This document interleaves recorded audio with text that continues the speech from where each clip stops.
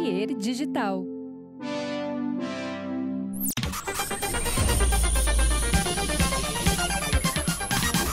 Olá, tudo bem? Bom, sem mais delongas, parte 2 da nossa conversa com o Gabriel Fatini, que foi de política, até o VAR, tem um monte de coisa, tem de tudo, metafísica, o que mais? A gente falou, enfim, tu vai ver agora a segunda parte, mas antes preciso te lembrar que a KTO.com é nosso anunciante, que é nosso patrocinador responsável por viabilizar financeiramente este podcast. Olha que importante, hein? Muito obrigado, KTO, Cássio, Jorge, Barba, Caetano, todo mundo lá, o Rodrigo, a Ellen, toda a galera da KTO que trabalha e nos deu ouvidos a esse projeto e nos deu voz com a grana. Olha que legal, né? Super bom. Então entra na KTO para te divertir, KTO.com. Lá no site tu vai fazer tuas apostas. Aposta no teu time, aposta em outro time. Não quer futebol? Aposta nos jogos livres, lá no aviãozinho.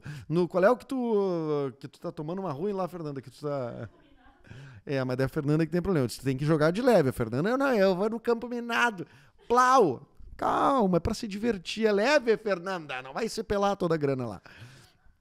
Tá bom? Agora sim, eu falei sem mais delongas no início, mas sem mais delongas agora, segundo tempo da nossa conversa com Gabriel Fatini. Aquilo que foi o Flamengo e Santos agora, recentemente. Sim, absurdo. O cara do Santos sofre, acho que o Camacho sofre um pênalti do Mateuzinho.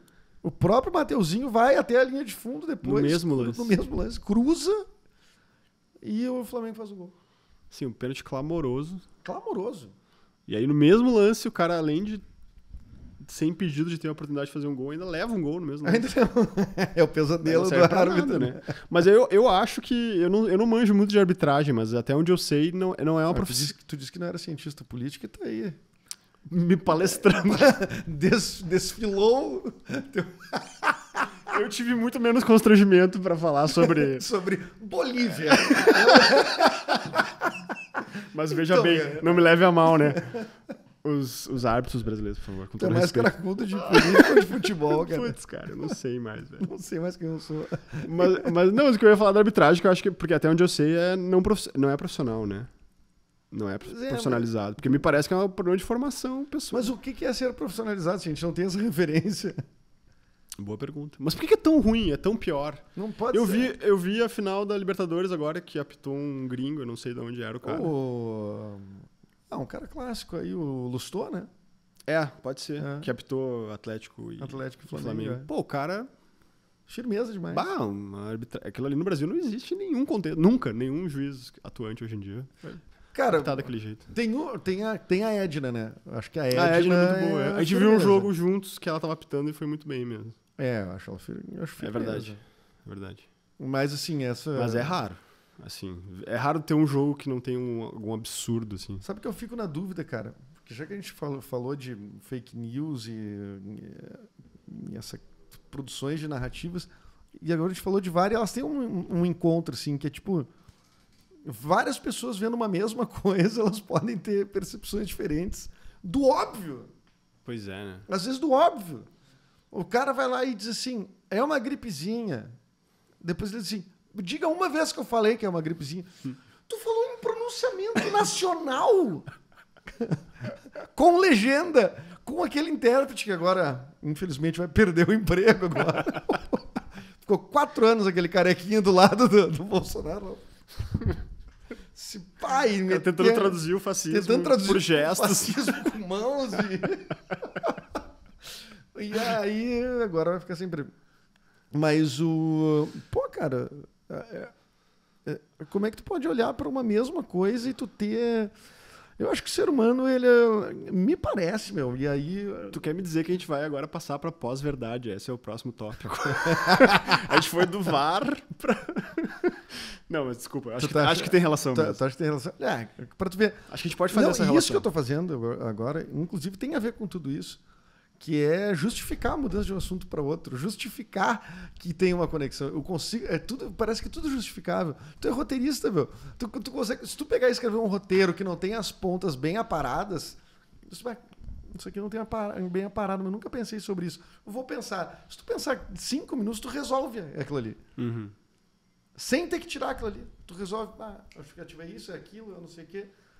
E a coisa passa a ter sentido. E eu acho que todo mundo tem uma capacidade de ser roteirista, de criador. Eu boto fé. Um troço meio doido, cara. Mas isso, inclusive a palavra que até virou um clichê quando se fala dessas questões é narrativa, né? Uma guerra de narrativas. Guerra de narrativas. Uma guerra de narrativas.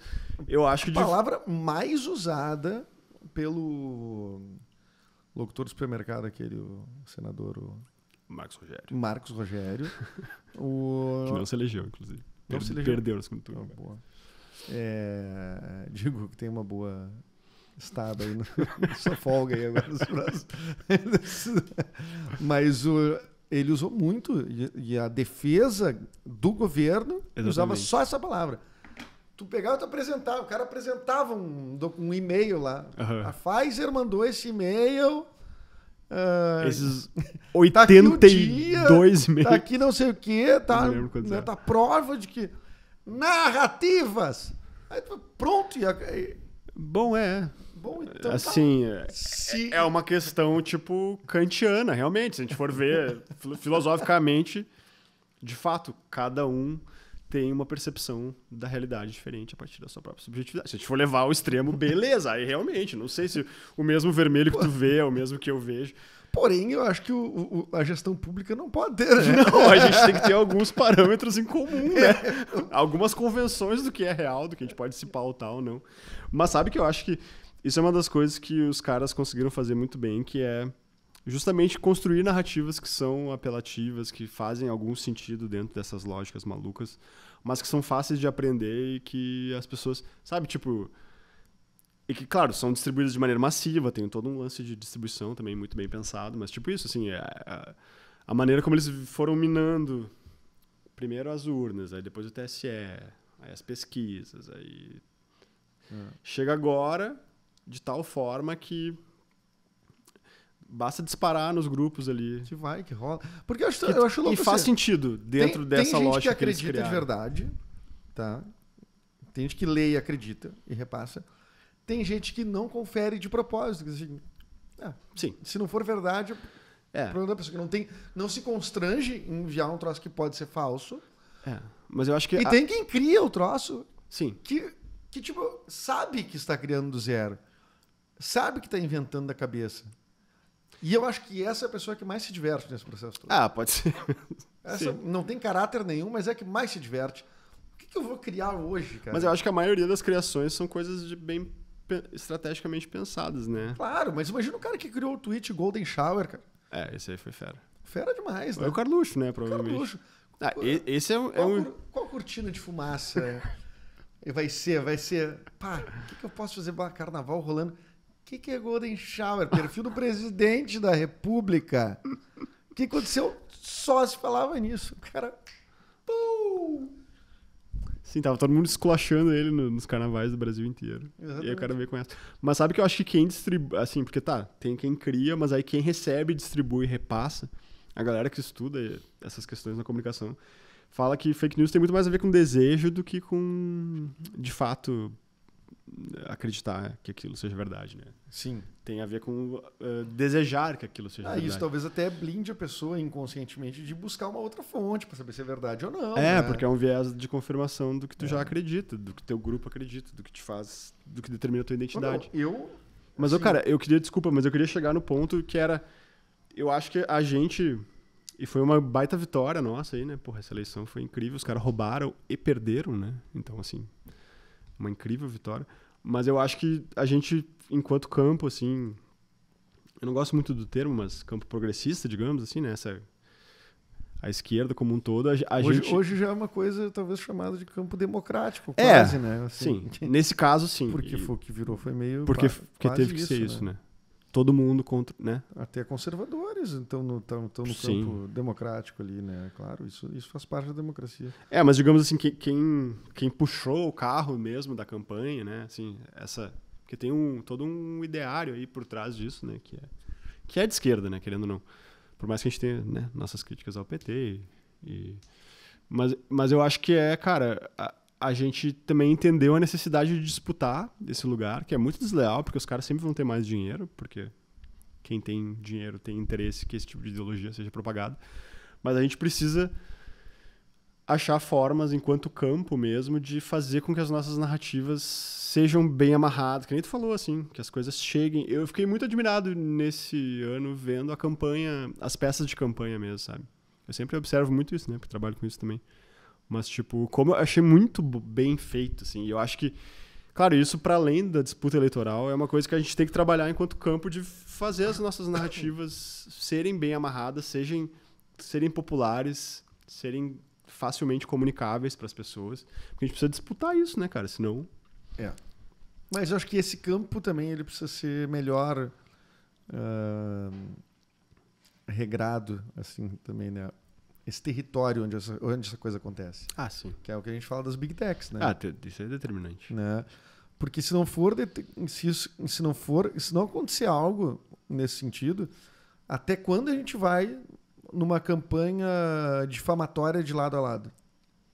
Porque meio que foi isso, né, o segundo turno. Sim, não tem... A entrada do Janones, em especial o Janones, podia falar do Felipe Neto, mas o Felipe Neto não fez o mesmo serviço do Janones. São coisas diferentes.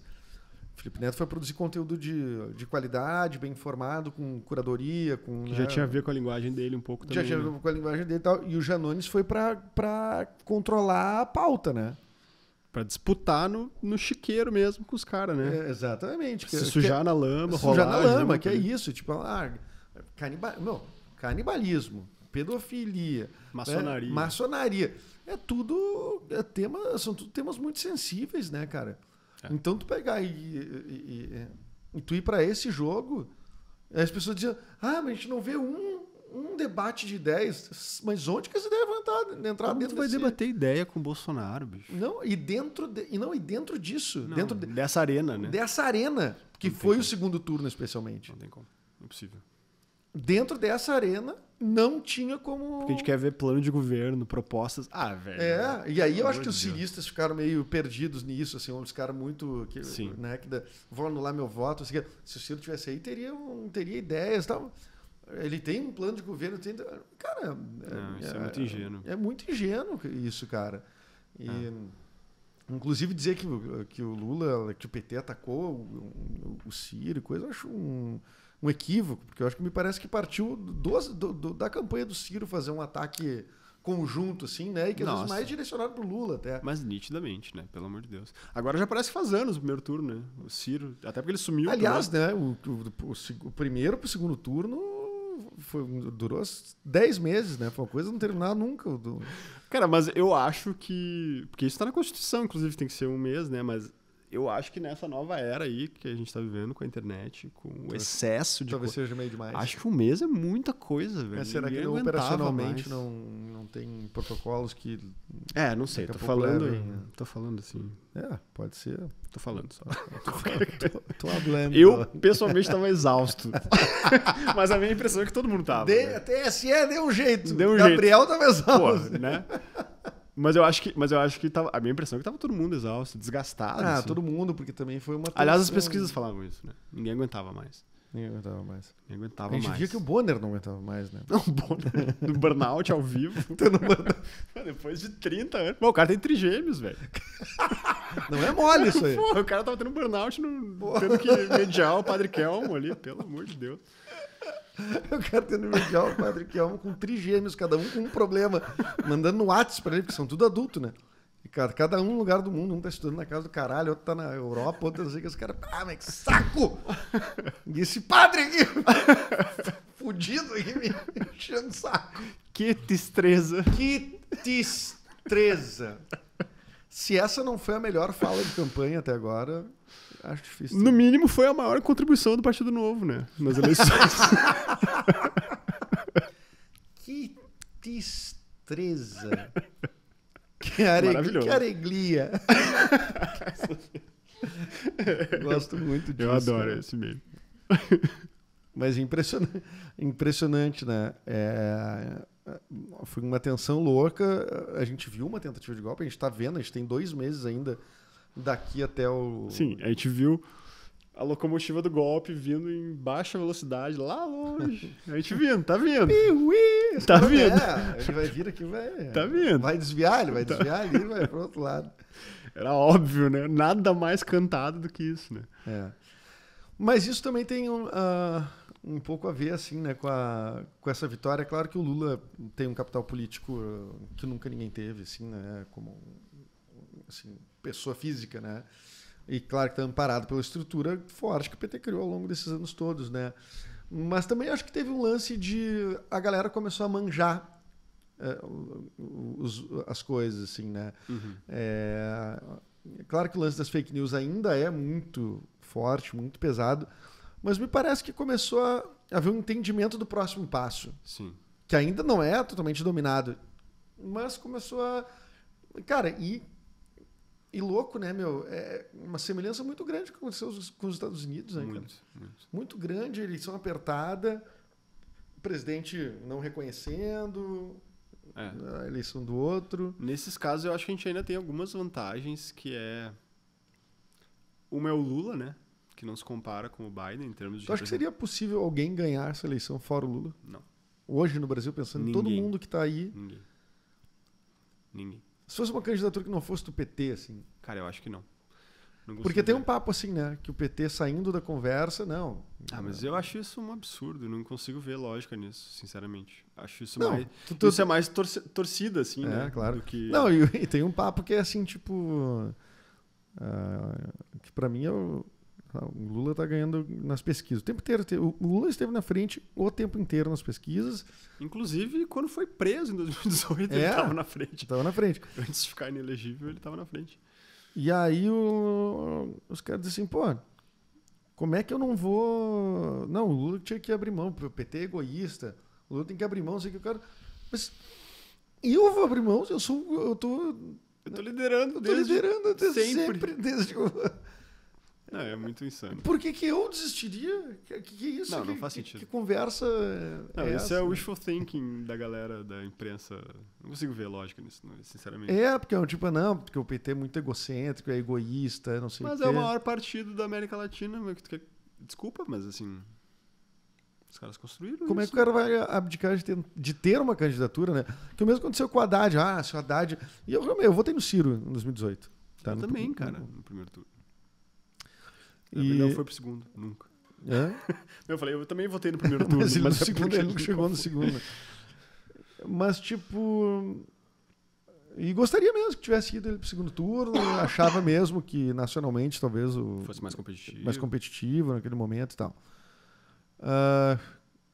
Até porque tinha um certo antagonismo, assim... Antagonismo não, mas também, né? Mas, assim, um certo... Um contraste muito grande com o Bolsonaro, que o Ciro é um cara muito letrado, muito inteligente, contra um cara completamente sem condições de ir para um debate, mas de ver o nível dele. E aí houve a facada, claro, ele não foi para os debates. Daí isso a história vai contar, né?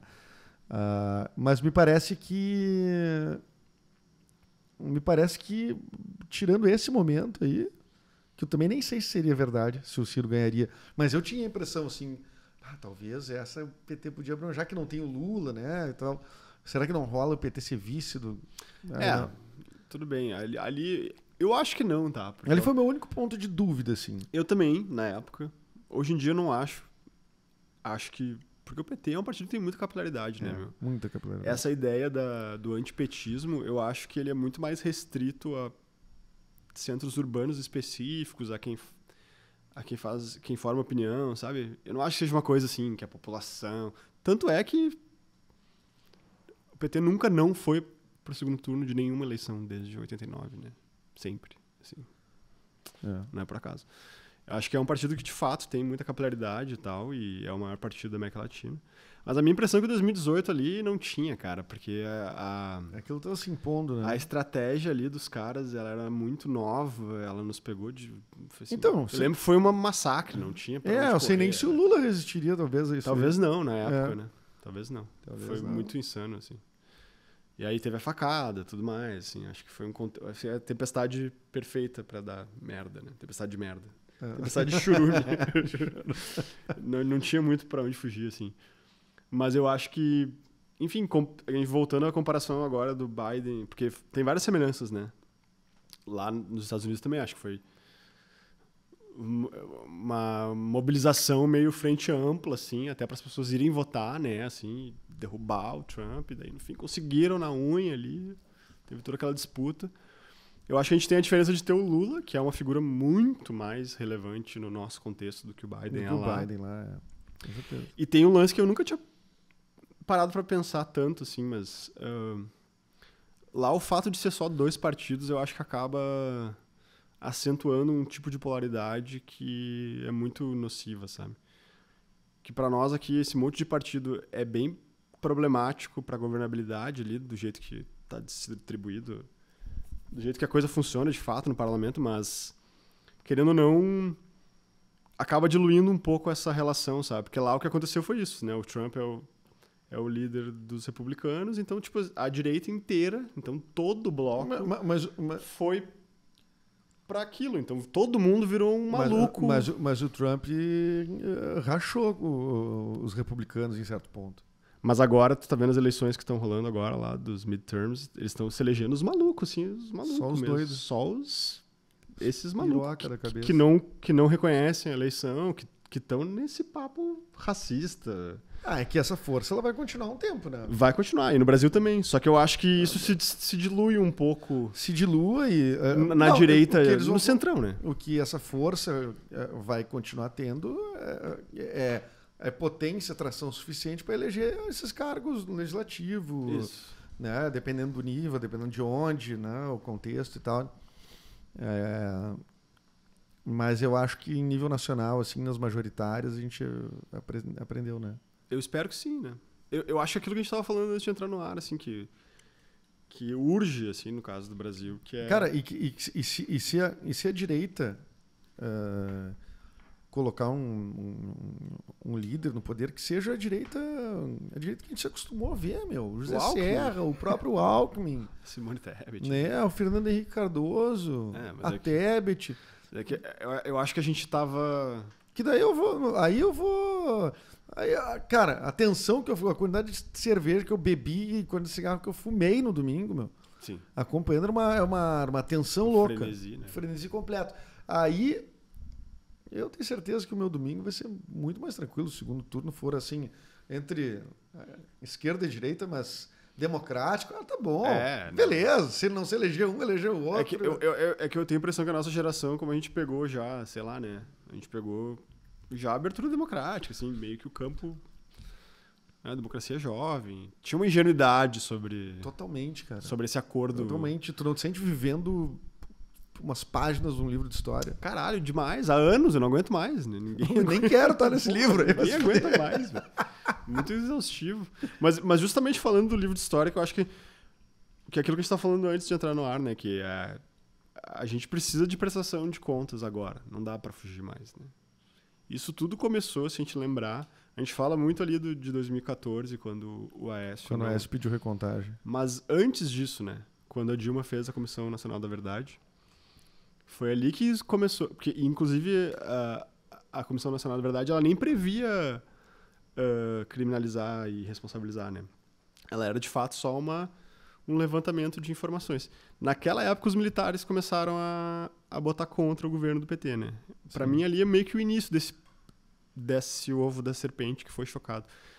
E justamente porque a gente não conseguiu responsabilizar quem deveria ter sido responsabilizado, duramente responsabilizado na ditadura, a anistia foi muito determinante para que a gente tenha chegado onde a gente chegou agora. Porque se tu vê o exemplo da Argentina, por exemplo, que eles conseguiram ser rígidos, não se cria dessa maneira. Veio o neoliberalismo e tal, mas esse tipo de tensionamento institucional, assim, né, de fascismo na nossa cara, porra, a gente teve Bom, a gente tá lidando agora com a tentativa de golpe nesse momento, enquanto a gente tá falando. Enquanto a gente tá falando, Mas, cara, até domingo ali, a diferença de menos de 2 pontos, velho. Se esse cara se reeleger, eu não sei, a gente tava falando, eu e tu, né? De repente sair do país, não sei, sabe, o que seria... Eu vou ver, tu falou que pode ser, eu vou ver se tá rolando esse... Ver se rolou esse pronunciamento aí. Não rolou ainda? Não rolou. O xalalazinho. Tá ao vivo no Twitter, mas ele ainda não entrou pra falar. Ele deve tá numa pilha, né? Tu quer apostar o que ele vai falar? Podia estar na KTO ali, o que vai falar? Reconhece ou não reconhece? A gente vê a odd, jeitinho. Eu acho que ele vai... Eu não vou apostar, tá? Mas eu acho que ele vai dar... Que é típico, assim. É aquele pronunciamento... Moleque. Que É o meu jeito, moleque de ser. Que reconhece, mas não muito. Reconhece, mas nem tanto. Reconhece, escolhendo mas bem as palavras pra ler, É. pra dizer ali. Sim, porque tem o lance do apito de cachorro, né? Sempre dá um jeito de deixar a base atiçada. Será? Eu acho... É porque ele tá numa situação impossível agora, né? Que é assim, ele... Parece impossível. Me parece impossível, que é... Ele não pode desmobilizar as pessoas que ainda estão com ele, que estão ali. Se ele aceita, ele desmobiliza elas. E quem... Se ele tensiona publicamente... É. Bom, independente da escolha dele, quem tá ouvindo esse podcast aqui já sabe. Porque... Já sabe, já verdade, sabe. Nós é que não sabemos. A gente não Gabriel, muito obrigado, cara, por ter vindo aí de novo. Pô. Volte sempre. Primeiro episódio que a gente conversou foi pochete. Agora foi... VAR? VAR. O VAR metafísico, né? O VAR metafísico, exatamente. O grande VAR. O grande VAR. O grande VAR que paira sobre todos Tá, nós. então, próxima vez, quando a gente usar drogas de novo, a gente se encontra aqui. Mentira, todo mundo bem sóbrio que Não, vocês estamos reconheceriam se a gente tivesse tomado alguma... A gente tem assuntos sérios pra tratar ainda hoje. É verdade, é verdade. Assuntos importantes. Importante. Então tá, obrigado, meu. Bom trabalho pra ti. Pô, eu que agradeço, cara. O cara ficou serião, mas obrigado. Cara. Não, eu tava pensando nos nossos assuntos importantes já. Não, mas eu agradeço, pô, adorei o papo. É bom, cara. No fim das contas é muito interessante tu te colocar assim, bom, tu tá acostumado isso há décadas, mas pra mim não, né? Essa coisa de tu se colocar pra ter uma conversa, tentando organizar os pensamentos de uma maneira mais responsável, assim. É legal, é um exercício massa. Ou seja, me convida quando... Gostou? Eu acho que eu tô sendo meio... Não, eu gostei, eu adorei. Achei muito massa. Manipulador, posso estar manipulando uma narrativa aqui. Ah, provavelmente. E o Nicolas que vai editar pode manipular de outro jeito ainda. Ele vai. Vai ter isso tudo aí, né? Com certeza. Então tá. Valeu, Gabriel. Volte sempre. Valeu, sempre mano. bem-vindo e vamos Inter. Vamos, Colorado. Os caras meteram tudo numa conversa massa, cara. Vamos, mãe. Vamos, Colorado. Tá bom. E queria agradecer aqui primeiro a Fernandinha Reis, Nicolas Esquírio, Pardal Filmes e Papieiro Digital que fazem esse podcast acontecer. A KTO, KTO.com, entra no site da KTO e vai te divertir lá. Põe o cupom MENDAS no teu primeiro depósito, tu ganha 20% em apostas grátis sobre o valor que tu colocar. Se botar 100 pila, ganha mais 20, fica 120, que maravilha, né? Ó, próximo episódio... não sei ainda, mas vai ter em breve, tá? Novembro, reta final dessa terceira temporada de Projeto Mendas. Obrigado. Se você quiser xingar, que esse foi acho que foi o episódio mais esquerdista até agora que já teve no Projeto Mendas. Se quiser xingar, cara, te desejo em dobro que tu me desejar. Fechou? Já tá respondido, não vou responder ninguém. Mas se quiser elogiar, te desejo o quádruplo. Então, assim, é mais negócio me elogiar, tá? E dizer que gostou. Isso aí. Tá? Fechou. Tchau, até mais. Tchau, gente.